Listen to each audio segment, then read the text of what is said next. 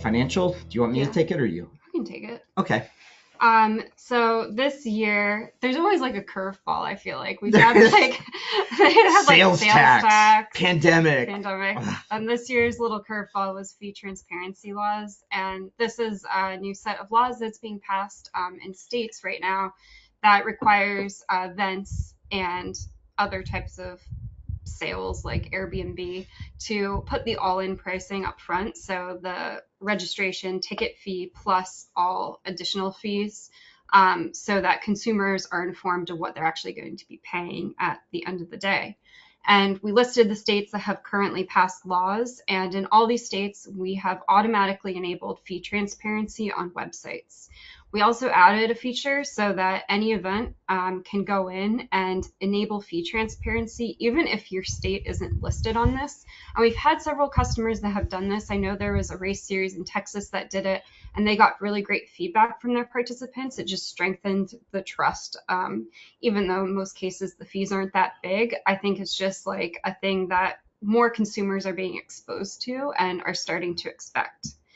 Right now, there is federal legislation that is looking like it's going to continue moving forward. And so as that progresses, we are looking into more flexible display options. We've kind of gone through a few different iterations and landed on this, which we feel very good about. But as this gets more broadly passed, and if every state ends up having these laws, we do want to offer flexible display options so you can show the all-in pricing in the way that makes the most sense to you. This is really emphasizing the benefit of having your event website and email be on RunSignup or TicketSignup, because we're automatically keeping you in compliance. And the liability is on the race if they are not showing all-in pricing. And you think about how many different ways you communicate pricing. It's not just on these event tiles. It's also on your automated price increase emails and marketing emails. It's on different pages of your website. We have so many different options for pricing, like age-based pricing and membership discounts and all these different things that change the price increases. And what our platform is doing is we're automatically keeping you in compliance so that you can be like, regardless of what form you're communicating in or where your pricing is displayed, because it's being data driven by our system, like you don't have to worry about not being in compliance. And some of these states, the penalties are pretty severe. It'd be like $10,000. Up to $10,000, I think, is the highest one. Yeah.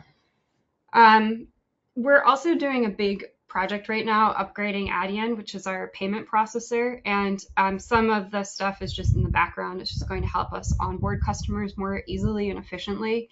There are two features that we're looking into adding as part of this larger project. One is ACH payments. This will really help. It will complement our invoicing V2 that we came out with last year really nicely, and just allow for easier, more flexible, lower cost options for sponsor payments and other high priced items. Yeah, and just to give a feel for what that might be, it might be allowed for payments that are over $1,000 or something. And we're looking at a payment fee of 2% rather than the higher payment fees that we have to absorb, where we absorb the credit card fees, because it's lower cost to us. And then the other functionality that we're looking at and hoping to be able to incorporate into our product roadmap for this year is BNPL, which is like installment payments, really. And we do have a number of customers that have higher priced, like trip-based type of registration or ticket fees. So it'll be like $5,000, and they want to, or a camp registration fee, and you pay a certain amount up front, and then you pay the additional amounts in installments. And we would build the types of reporting so that you'd be able to get visibility into what has been paid, what hasn't been paid, etc. And it'll be automatic withdrawals, right? So it might be a $5,000 thing. You pay $500 up front and then $1,000 each month. And that just automatically gets taken either from their bank account via ACH or taken from their credit card. And if there's failures, you'll be notified, and we'll do retries and send automatic notifications.